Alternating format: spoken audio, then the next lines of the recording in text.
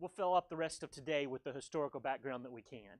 So usually, because this was such a short class, I usually skip that, but I figured I would finish up introduction and then do what I can on that section today, and that's where we'll stop for today. Okay? So we're really going to finish up this, do the historical background. That was easy for me to say. Oh, I better not smack that. It probably sounds really weird, doesn't it? And we'll go from there. So welcome back. Let me tell you, if you've got your phones, if that's how you use your Bible, you might want to get it out and get your finger all limbered up, do some exercises, right? You know, or if you got your Bible, you might get that out. We're going to cover a couple different passages today as we really talk about angels, really talking about some of these misconceptions that we have about angels as we kind of move forward here. Okay, so I think I have about 6 or 7 of these, and we'll kind of just zip through those and kind of share with you some ideas that we have about angels. Now, we talked about when we started, we talked about what we thought angels really look like, right? We did that, right? And some of us, we showed you some pictures from modern culture, and we also talked about, you know, some of the paintings from the Victorian era and some of those things that we talked about, what angels actually look like, right? And the reality is we probably have a pretty bad misconception of what really angels look like if you looked at popular culture or you looked at paintings, right? The angels that you see in there are probably not like the ones we actually see in the Bible. And so that was one of those things that we started to talk about. But let's actually just go through these one by one, and we'll kind of go from there. I'll try to get you guys involved what I can as we do this discussion. But we might just kind of run through these and share these with you. If anybody ever has a question or a comment, please raise your hand, and we'll kind of jump in and let you guys share that as we move ahead, okay? So I'll just keep on talking otherwise. So otherwise, you have to just kind of stop me. Darlene doesn't like that, but that's the way it works sometimes. So, all right. So wives' tale number 1, or misconception number 1, nothing is really known about angels. They're kind of, you know, it's kind of this realm where we look at where we can't see things, and so sometimes we almost think that we don't know anything about angels, right? And so that might be one of the common misconceptions. Angels are actually talked about in the Bible significantly more than demons. They have a much more text and writing is dedicated to angels than the idea of demons is in there. Angels are actually mentioned 34 times out of 34 books out of the 66 books. I think I shared with you before there were hundreds of examples of angels being referenced in the scriptures. But of the 66 books, so that means over half of the books actually talk about angels in some way or another. And so angels are actually pretty common throughout the scriptures. You know, there's a lot of concepts that have a lot less description in the Bible, but we feel like we know those really well, right? Think about concepts like baptism. That's only handled in some of the New Testament books, right? But we know it really well. But angels are throughout the Old Testament and the New Testament, and are pretty well covered from the biblical authors. So maybe that would be one misconception. Oh, I'm on the wrong tab. Okay. You know, I need to actually move my notes into PowerPoint. I have my notes in a separate place than my PowerPoint, and so it makes me I have to switch back and forth between apps. Okay. I put up 2. Sorry. The study of angelology that we're talking about, the study of angels that we're covering, it's not just an Old Testament topic. This is both Old Testament and New Testament. We clearly see the angels that you see talked about in the Bible in both testaments. They are very active in both dispensations that we're talking about here. I suppose even go back to the patriarchal age, you'll still see a lot of angels talked about in those times as well. And so angels are mentioned about a little over 100 times in the Old Testament. They're mentioned over 150 times in the New Testament. And so many discussions of angels, many discussions of what they're doing and how they interact with men and the world that God has created. So it's not just an Old Testament topic. All right, how about this one? Angels are women. Okay, we see all the pictures, right? You always see the pictures, and it's this usually beautiful with blonde hair. I don't know why they're always blonde hair, but they're long blonde hair too. And they've got these white flowing robes, right? They've got the big wings out behind them. You know, that's many times our interpretation of an angel, right? But is that really a biblical concept? Well, first of all, I think I've already showed you this idea that angels don't necessarily have those characteristics that we just talked about. We'll talk about some of those here and again in a few seconds. But the idea of angels being women is actually not really a biblical concept. Now, let's actually look at a few things here to see if we can understand that. Let's see here. There is a single instance in the Bible of a spiritual creature that is defined as female, and that's over in Zechariah chapter 5. If you actually go over to Zechariah chapter 5, verses 5 through 11, and I'll read that to you here in a second, but this is probably the only passage we have where a female is actually shown in this spiritual kind of realm. And so let me read that to you, and then we'll kind of dig in here. The angel who was speaking with me went out and said, Lift up now your eyes and see what's going forth. And I said, What is it? And he said, This is the ephah going forth. Again he said, This is their appearance in all the land. And behold, a lead covering was lifted up, and this is a woman sitting inside the ephah. And then he said, This is wickedness. And he threw her down into the middle of the ephah and cast the lead weight on its opening. And then I lifted my eyes and looked, and there were two women coming out with the wind in their wings, and they had wings like the wings of a stork. And they lifted up the ephah between the earth and the heavens. And I said to the angel who was speaking with me, Where are they taking ephah? And he said to me, To build a temple for her in the land of Shinar, and when it was prepared, she will be set there on her own pedestal. All right. Now, I wanted to read that. That seems a little confusing, right? But the reality is that is the only real passage where we see angels and the female gender ever really being put together. If you actually go to all the other scriptures, all the other appearances of angels are always masculine. The messengers who came to see any of the men who used to be Old Testament or New Testament always come in a masculine form. Angels are always given masculine names and given masculine genders when they're talked about anywhere else. Now, I secretly will tell you, I don't think that passage in Zechariah is talking about angels. It's very apocalyptic kinds of language, but on top of that, the two women that have wings like storks don't seem to be angels in that case. They actually seem to be something else going on. That's my personal opinion, but like I told you, I wanted to share with you as we get into some of these things that are maybe a little hard to understand. I wanted to give you both sides of the story. All right, and so in this case, you can see the angel, the creatures that are talked about here are given feminine gender, but I question if those really are angels. Everywhere else in the scriptures, angels are always given masculine names and masculine traits, and so I'm going to tell you, this is one of these things that I've kind of maybe pulled back a little bit. When I first started teaching this class, I said, oh yeah, all angels are absolutely always masculine. And I still believe that, but I always like to share with you maybe some of the other possibilities as we kind of go through and look at this. Now, let's let me see here. Let me get to the right page over here.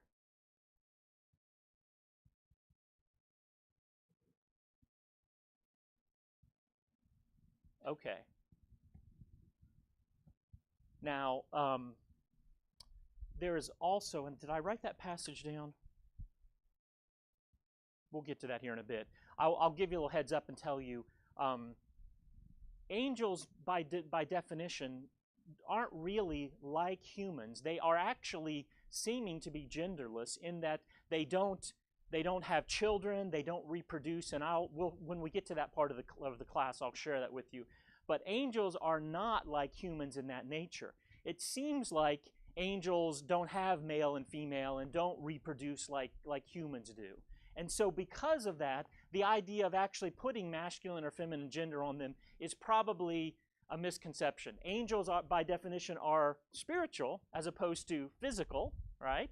And so because of that, the realm that they live in, it seems to be a different realm than the realm that we live in, where we have children and we, carry on the line of the human race. It seems different than the case where angels are involved, and I'll share with you that here in a second. But the idea that angels are all women is actually, I think, a misconception. I think generally, well, not generally, in every case really, where we see angels talked about, they're always talked about as a masculine pronoun and used as in a masculine way. And so maybe that's one of those misconceptions that you can think through. Okay. Let's see. What else do I have here? Okay. Angels have wings and play harps. All right. Maybe that's something that everybody thinks about. You know, when you think about all the pictures of angels, they're always up in the clouds, sitting on clouds, playing their harps with their wings and their. We'll talk about halos in a second. We see a lot of those types of interpretations. Let's see here. I got to make sure I'm on the right page here. Okay. I print out all my verses just so I can make them easier to read as we kind of go through here. Okay, so all right. Absolutely.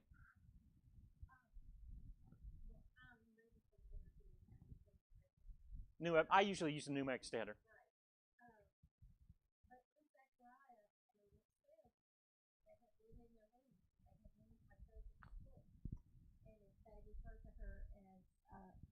Refer to them as sorry. They refer to her as her. And so, yep. I mean, that's where people get that idea. Absolutely. I would assume. That is probably the key passage they get that from. And I don't understand, and I know this is taken out of context, but I don't understand why you don't think these people are angels that they're talking about. So if you actually, let's read that again. It talks about also about when they lifted the basket between heaven and earth, or the ephah between heaven and earth, they're taking that to Babylonia. I don't think they had airplanes there. It's a really good question, and I'll tell you that this one passage is why I've really kind of pulled back on this being such a strong statement that I always have in the past. Now, let me say this. When I read the Zechariah passage, though, I'm not convinced that those two females were actually angels. If you read, the writer there is talking with an angel, and the angel is sharing with them things that are happening. Oh, okay. Things that are happening. And we then see this very kind of, and I try to use that word, apocalyptic kind of language used there to really kind of represent something that's happening, you know, in the times there. Now, are those two females actually angels? I don't see that necessarily from the passage. They could be, but I don't necessarily see that from the passage. And I also get the idea that the angel is actually telling the writer something in a term that he can understand, and he's kind of using this language that shows these two women with these wings carrying something. But I don't ever see in that particular passage them being represented as angels. Now, I'm totally open for reinterpreting of that, but that's the one reason why I always throw that passage out, is because people do read that and assume that those two ladies were angels and that they are then part of the angelic realm as well. That's the best I can tell you. That's why I even throw that passage in and why I even bring it up.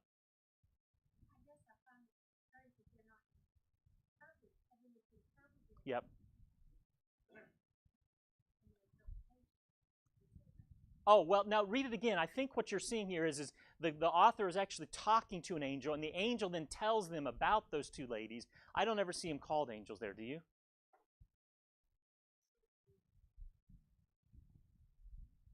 So I'm going to leave that with you. I would encourage everybody to go read Zechariah 5 and make your own conclusions about that.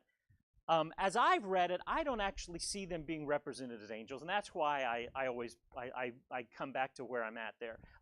Let me throw one other thing at you. Let me see if I can find this passage. Where is it? I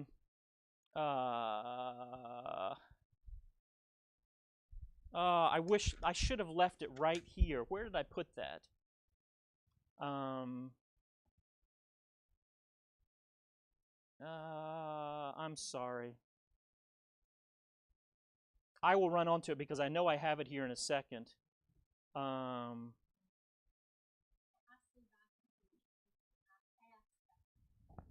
Right. Right. That's the reason why I've come to that conclusion. And then on top of that, if you look as well, everywhere else angels are ever talked about, it's always masculine. That's the only corner case that you can find that I've found in the scriptures that really even have anything associated with male or female and angels in the same passage. And so I always like to bring that up to let people see that potential conflict. But everywhere else that you ever see an angel referred to, it's always referred to in the masculine sense. You know, Gabriel, Michael, all these, they're always masculine names. They always appear as men wherever they are, and so that's generally why. The passage I'm trying to find, which I can't get, I know it's somewhere else here, which I get to in a second, but it says, it's in the New Testament, but it's talking about angels, and it says they neither are married or given in marriage, but are like the angels in heaven. And the point there is that I think we get a little look at the characteristics of angels, in that they are not married or given in marriage. They don't reproduce. It's all kind of wrapped up in that. And so then I think the concept of gender becomes almost unnecessary when you begin to think about that. That's a lot of why I've come to that conclusion when I look at this. But if you look at every other passage dealing with angels, and if anybody finds another one, I'd love to hear it. But if you look at any other passage dealing with angels, it's always a masculine gender. So, all right, you guys can make your call on that one as we go forward. But that's where I came up with those ideas. Okay. All right. All right, angels have wings and play harps. Okay, first of all, do angels have wings?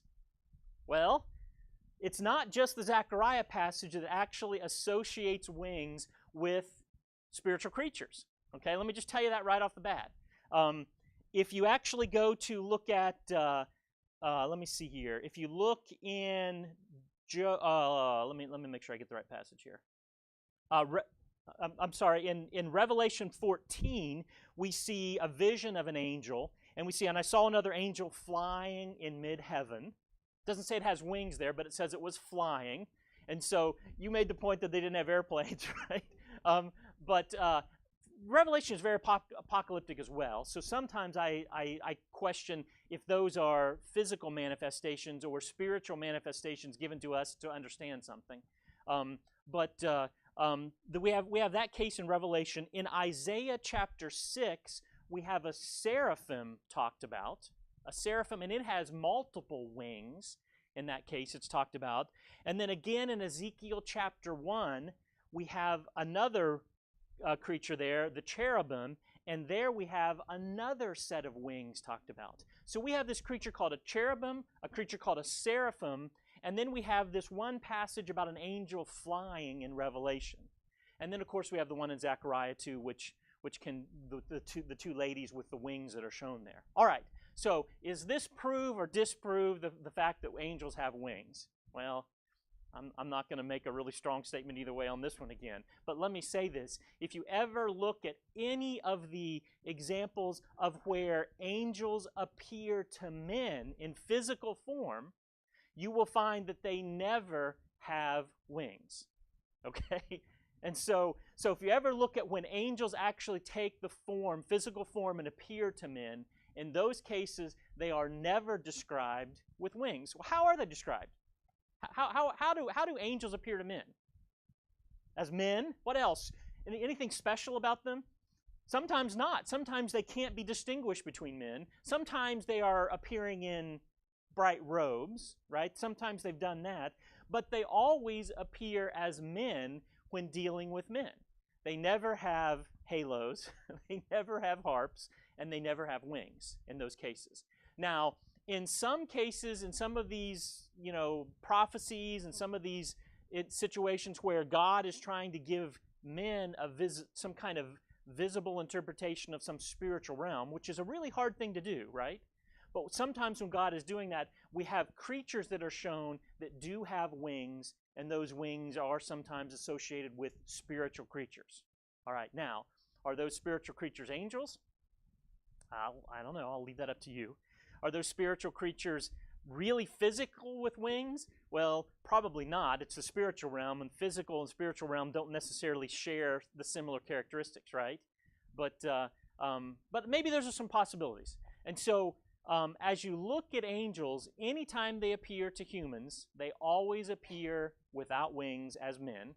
But sometimes there are spiritual creatures that do appear with wings in certain types of situations, specifically prophecy or this apocalyptic times of language. Sometimes they appear that way. All right? Convinced you of nothing, have I? So, but at least you know the facts now. Okay. Just so you know, wings are talked about in the Bible. Harps are talked about in the Bible, but they're never associated with angels when they're talked about. The idea of halo is never talked about in the Bible. There's no instance of the word halo or anything similar with it talked about in the Bible. And so, maybe that'll give you some background regarding angels and maybe some of the things that you might see with them. Okay. Let's go back over here. All right, let's go here. All right. Angels are without human bodies. I don't know if you've even heard this or care, but angels actually... Oh, is this the one I was looking for? Here it is. I ran right on the passage I was looking for. 1 Corinthians chapter 15. Let me actually read that to you guys. 1 Corinthians chapter 15, this is from New American Standard.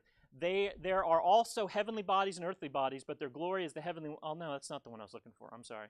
But the glory is the heavenly one, and the glory of the earthly is another. I'm sorry, that was not the one I was looking for, because the one I was looking for is talking about where they are neither married or given in marriage. But angels do have both spiritual bodies and physical bodies. They only, though, have physical bodies when they appear... they don't have human bodies, but they appear to have human bodies when they appear to men on the earth, right? And so we've seen examples of when that happens. They will many times appear to men to give messages, to do other things to help them. There's multiple cases where we saw messages sent by God through angels, and the angels appeared in human form. But they are actually spiritual creatures, right? And so when they take human form, that is not their natural form, but their natural form is a spiritual form. And so they do take human forms in certain conditions for certain cases, but they are both spiritual and celestial, spiritual and physical, right? And so they seem to cross between those two worlds. And so when they're in our world, they many times do have physical traits and physical characteristics, but their primary purpose is the spiritual realm, where they're with God and with other spiritual creatures, and that's where they have no physical body as we know it. All right, so 1 Corinthians 15 kind of alludes to that. Okay, angels are dead saints, okay? How many movies have you heard this talked about, right? Oh, he's an angel now, or she's an angel now, right? Talking about people who have passed on, who have died, thinking about that these people have now gone into a spiritual realm and have become an angel. I think we've probably all heard that. A lot of movies kind of bring up that idea. Do you know, actually the basis of that is I think the Mormons sometimes believe that people will become angels as they once they die and they continue on. The angel Moroni, which is the angel which was supposed to have given the golden tablets to Joseph Smith, he was considered to be a human that had lived once, had turned into an angel, and then was coming back to give Joseph Smith this revelation. And so that's maybe where a lot of that idea comes from, and maybe why sometimes people get that idea. But biblically, scripturally, there's no support for that. There is no support that shows in any way that when you die, you become an angel. As a matter of fact, we have other clear pictures of what happens to us when we die, right? There'll be a judgment, and then we'll either be with God in heaven or we will not be with God in hell, right? And so that seems to be the fate of man. It is not to become a spiritual creature. And when we get into the origin of angels, I think that'll become more clear to you. Angels have an origin. The origin has already occurred. They've already been created.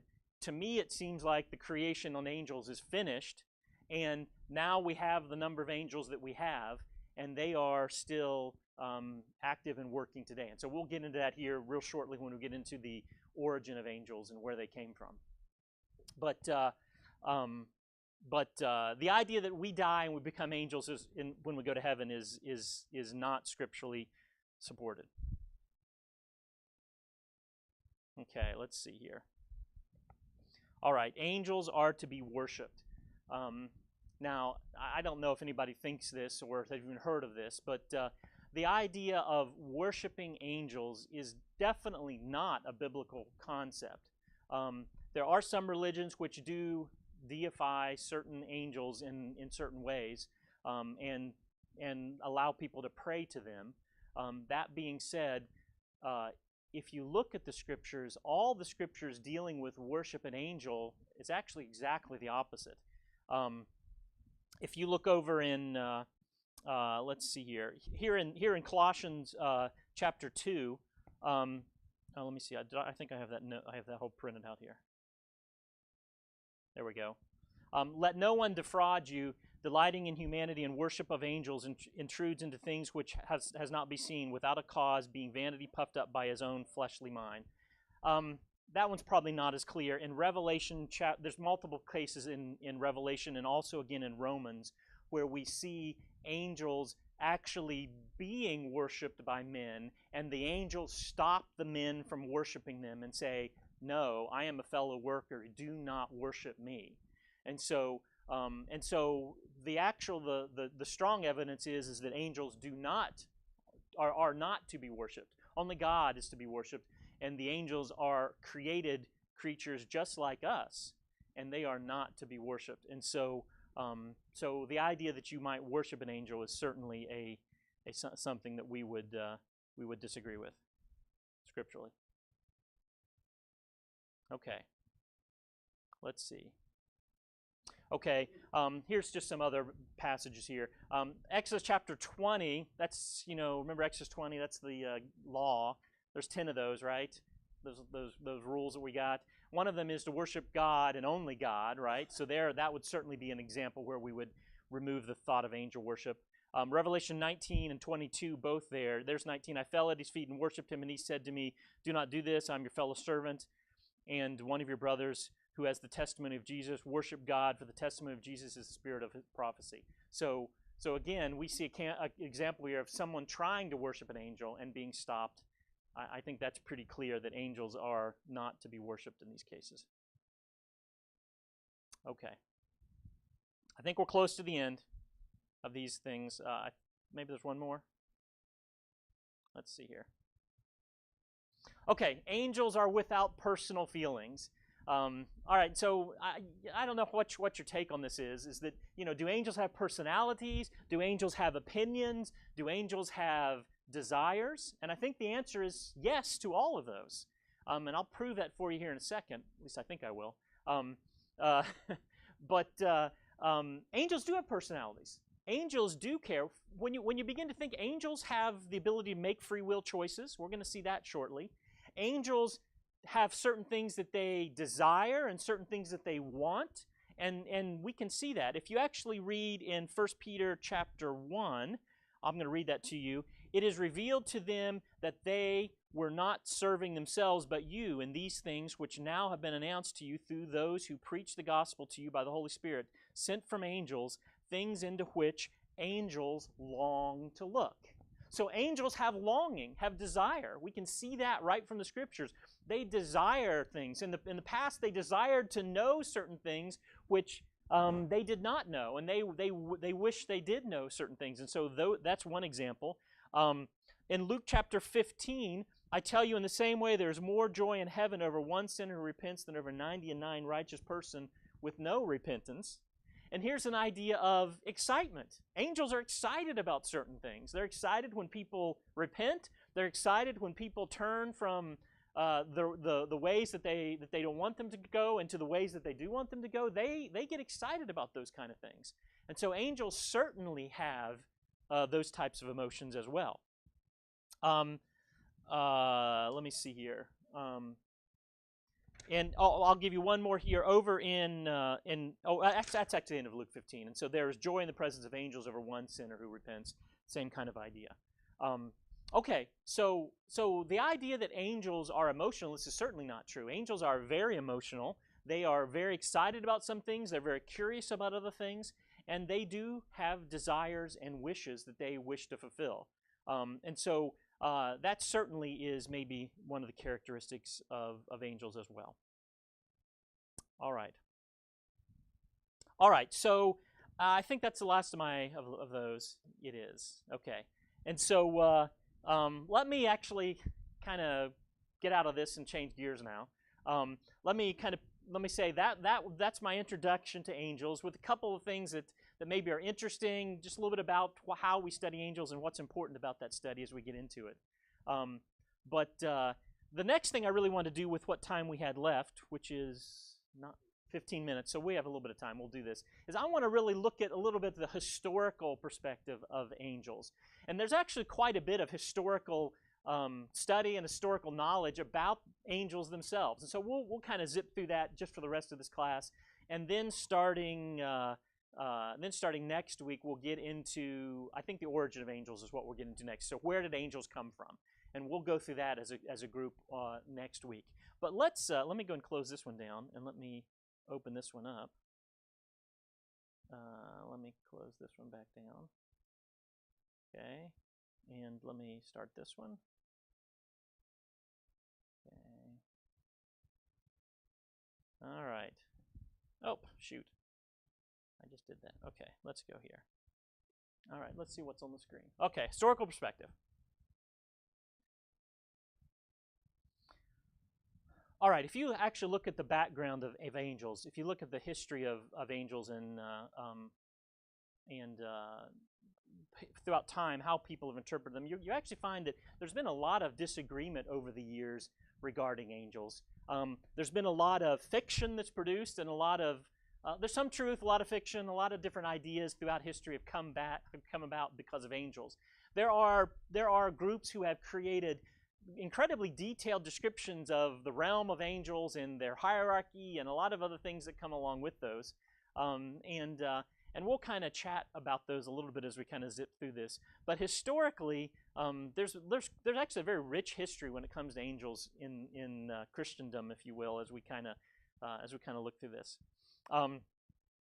I want to say this, though. This is one of the sections where I'm actually going to deviate away from my desire to stick totally to the Scriptures, and we're going to look at a little things outside of Scriptures as we kind of get this historical perspective. And this is really just for your edification, so you understand where we came from and how things have happened. I think there is some benefit of studying how the idea of angels has developed over the years, and maybe that will give you some understanding as well as we look into why some people believe what they do about angels. All right. So let's start with very ancient times. And so my children think that was when I was a kid, is ancient times, but I'm talking 2nd century is what I'm really talking about. And so in 2nd century, some gave angel status with the divine. Justin said that Christians worshipped and revered not only the Son, but the host of angels. Just so you know, historically, most religions have some kind of angel in them, surprisingly. Judaism has it, obviously. Christianity obviously has it. Islam has it as well. They all have strong appearances of angels and important things that they've done throughout history that they talk about. Not only do those religions have it, but the Sumerians, the Babylonians, the Persians, the Egyptians, the Greeks all had, a lot of angelic historical understanding. They talked about them, they studied them, they understood these things. Even Hindu and Buddhists also. In Hindu, they call them avatars. You've probably heard that, right? Avatar, that's actually a movie and among other things, but avatar is what Hindus call angels.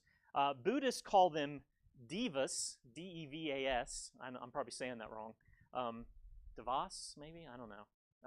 But they have a special name for them. The Greeks called them diamons, not D-I-A-M-O-N-S, but D-A-I-M-O-N-A-S. M-O-N-S. I can't spell, sorry. But there's many different examples of angels throughout not only religious history, but also throughout a history of different cultures. In the 7th century, Muhammad, you know Muhammad, right? The founder of Islam. He did that in the 7th century. Muhammad actually had the Quran delivered to him, according to Muhammad, by an angel. That angel happened to be Gabriel, who he thought was the one who delivered him this message.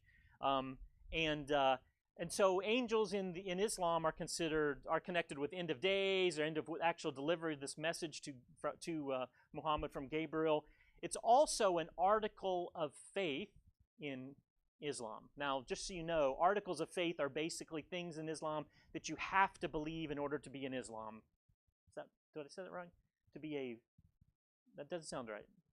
The Muslim, thank you. That's what I was looking for. Right. And so that's one of those articles of faith that you must believe in order to actually be in good standing. And so there's a handful of those, actually.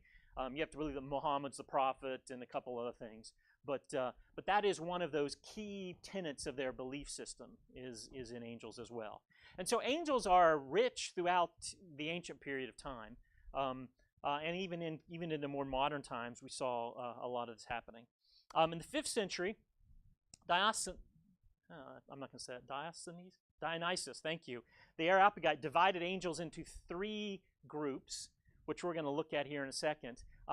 These actually have some basis back to Scripture, which we'll look at here shortly. But Dionysus actually gave this hierarchy to angels, okay? And so you might, before I even get into that, you might guess what some of those titles of those hierarchies might be. What's the most obvious one we always think about?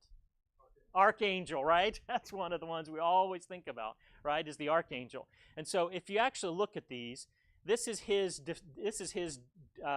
description. This is his differentiation. Group 1, Group 2, and then Group 3. Group 1 is the most important. Group 3 is the least important. Okay.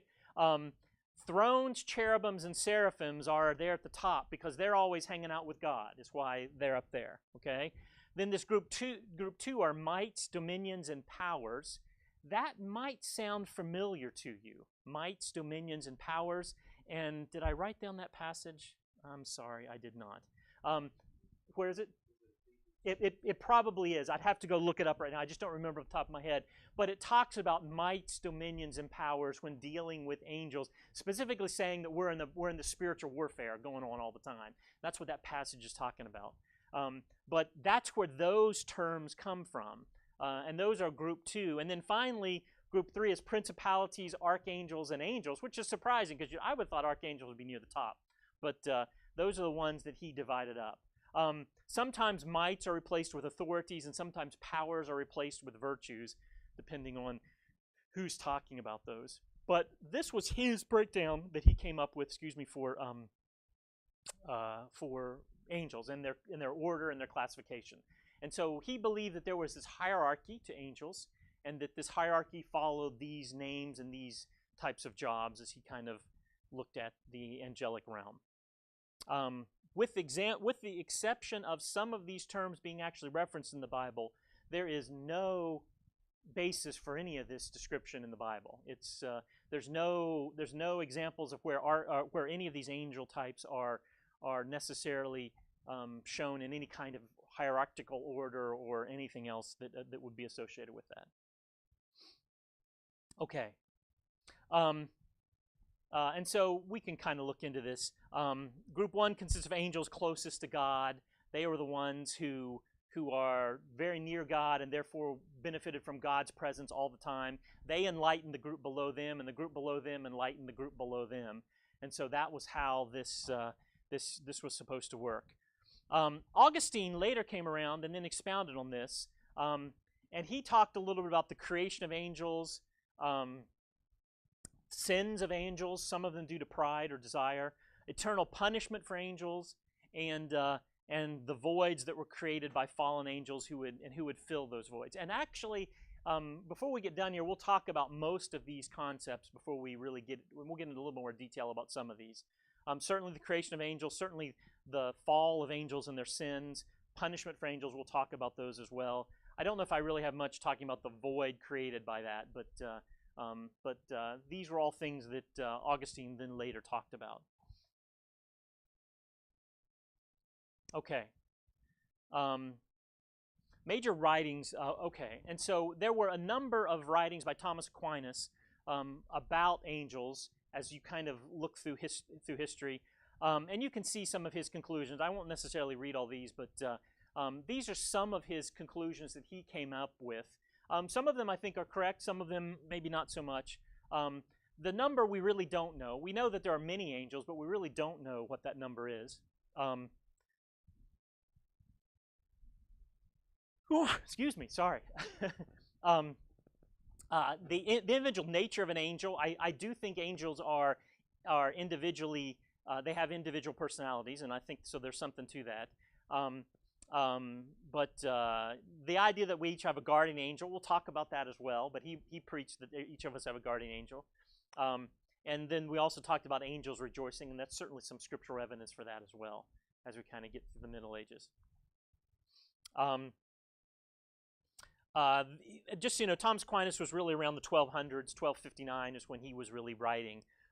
He wrote all this in something called the Summum Theologiae, which was all in Latin, and I said it wrong. But it really talked about the nature of the activities of angels. But he did not believe that God created angels, and I think we can prove that God did. And we'll talk about that here shortly. Okay. John Donne. Scotus said angels like men acquire knowledge through their own intellectual activity. So he believed that angels grow intellectually and can learn like men do. During the Reformation period, there was a lot of looking in the angels, specifically as they ministered to Christians. Guardian angels became a point of contention at that point. Some believe very strongly that they existed. Others believe that they did not. Calvin in 1509, he lived 1509 to 1564. He believed that the whole discussion of angels was not fruitful. He didn't think that you should even study it. He thought it was vain babbling. It was his quote that he came up with when he was dealing with that. So he had a very strong view, a negative strong view about guardian angels. So as we moved into the Restoration movement has little writing on the subject. Luther was going to be one of the ones we'll talk about here. Let me go back here. Sorry. Luther called them guides. Milton in Paradise Lost kind of talked a little bit about the idea of angels. He actually ignored Aquinas' ideas and kind of came up with a lot of his own ideas. He thought they were more human in nature, and so that all occurred at that time as well.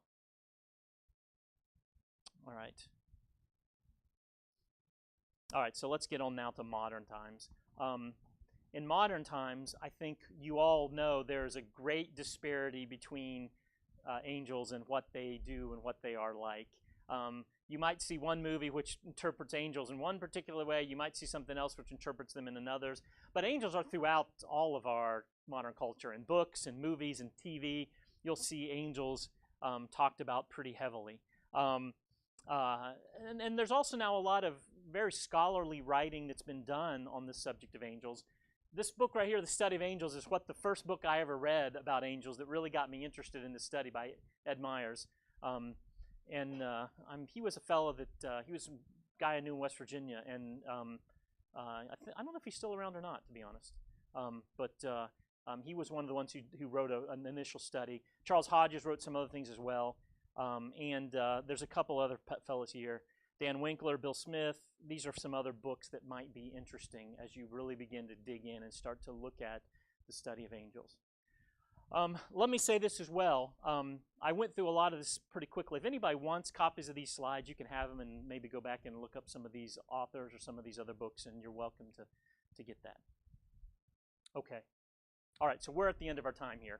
All right, so what have we talked about so far? Let me go really quickly sum up. We've talked about the introduction of angels, why we study them, how we study them, a little bit about some misconceptions about angels. We've talked a little bit now also about the historical background about angels and historically where they came from, a little bit about what people believe throughout the past.